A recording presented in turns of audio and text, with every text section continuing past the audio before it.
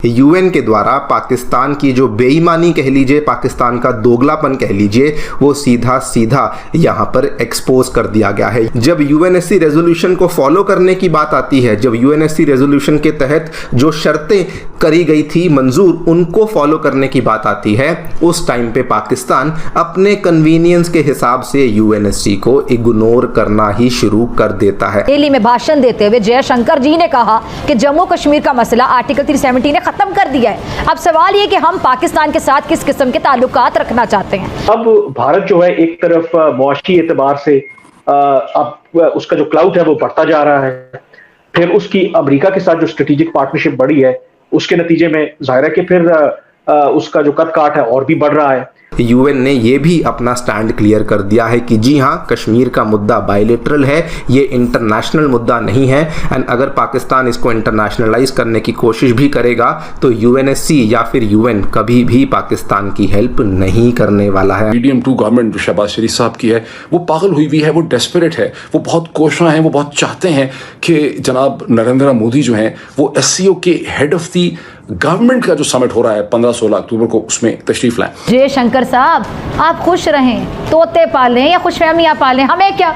अलबत्ता हम ये ज़रूर कहेंगे कि अगर आपके बकौल जम्मू कश्मीर का तनाज़ा ख़त्म हो चुका है तो ज़रा श्रीनगर में लाला शेख एंड सन्स के रेस्टोरेंट पे कभी ना चाय की चुस्की लेने की हिम्मत करें। राजनीति में हिंदुओं के फलसफे और गुरु माने जाने वाले चाणक्य ने हजारों बरस पहले अर्थशास्त्र में लिखा था कि इक़्तिदार के लिए किसी भी उसूल को तोड़ना जायज़ है।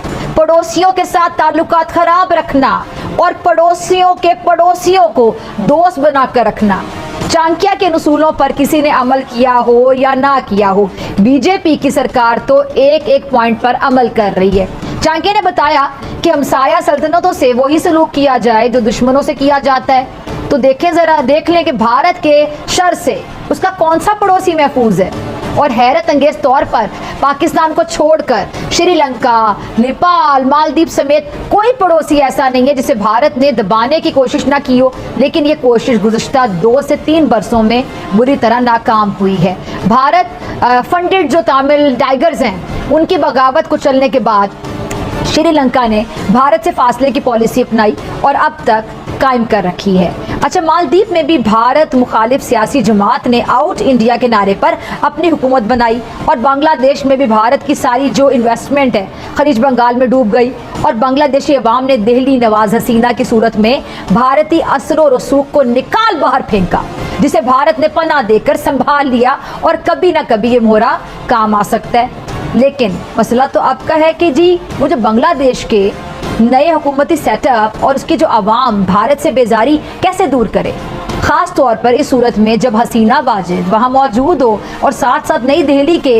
नेपाल और जो मालदीव है उसके साथ कशीदा ताल्लुकात भी नई दिल्ली की आप कह लें कि तशवीश में मज़ीद इजाफा कर रहे हैं। अच्छा, सिफारती महाज पर इन तमाम नाकामियों से भारतीय वज़ीर ख़ारजा जयशंकर बौखलाहट का शिकार हो गए हैं। उन्होंने खुद पर होने वाली तनकीद की जो जवाबदेही है उसे बचने के लिए जेब से पाकिस्तान कार्ड निकाल लिया और गुज़िश्ता दिनों दिल्ली में भाषण देते हुए जयशंकर जी ने कहा कि जम्मू कश्मीर का मसला आर्टिकल 370 ने ख़त्म कर दिया है। अब सवाल ये कि हम पाकिस्तान के साथ किस किस्म के ताल्लुकात रखना चाहते हैं। फिर चाणक्य के इस चेले ने कहा कि मामला चाहे मस्बत सम्त में जाए या फिर मनफी में, हम रद्द अमल देंगे, हाथ पर हाथ धरे बैठे नहीं रहेंगे। और ये भी कहा कि पाकिस्तान के साथ मुस्तकिल बातचीत का दौर ख़त्म हो चुका है।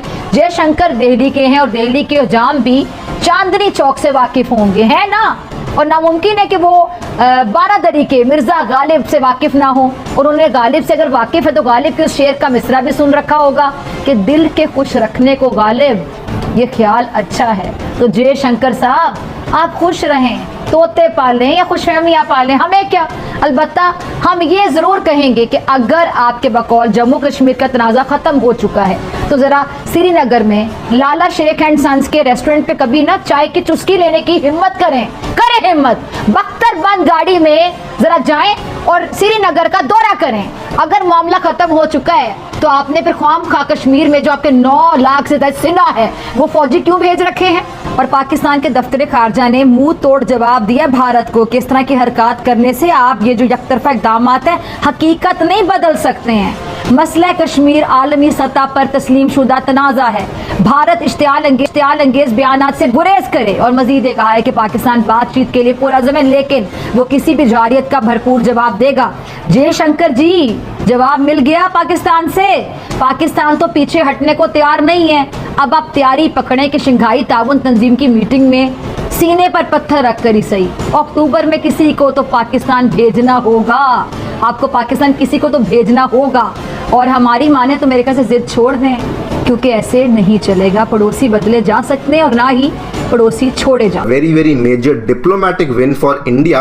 यहाँ पर आप देखिए यूएन के द्वारा पाकिस्तान की जो बेईमानी कह लीजिए, पाकिस्तान का दोगलापन कह लीजिए, वो सीधा सीधा यहाँ पर एक्सपोज कर दिया गया है। यूएन ने बड़े साफ शब्दों में कहा कि देखिए, जब तो इंडिया इस तरह के मुद्दे को उठाता है उस टाइम पे पाकिस्तान बोलता है कि यूएनएससी रेजोल्यूशन के हिसाब से हमें इस मुद्दे को सॉल्व करना चाहिए, लेकिन जब यूएनएससी रेजोल्यूशन को फॉलो करने की बात आती है, जब यूएनएससी रेजोल्यूशन के तहत जो शर्तें करी गई थी मंजूर, उनको फॉलो करने की बात आती है, उस टाइम पे पाकिस्तान अपने कन्वीनियंस के हिसाब से यूएनएससी को इग्नोर करना ही शुरू कर देता है। एंड साथ में ये सारी बातें कहते हुए यूएन ने ये भी अपना स्टैंड क्लियर कर दिया है कि जी हाँ, कश्मीर का मुद्दा बायलेटरल है, ये इंटरनेशनल मुद्दा नहीं है।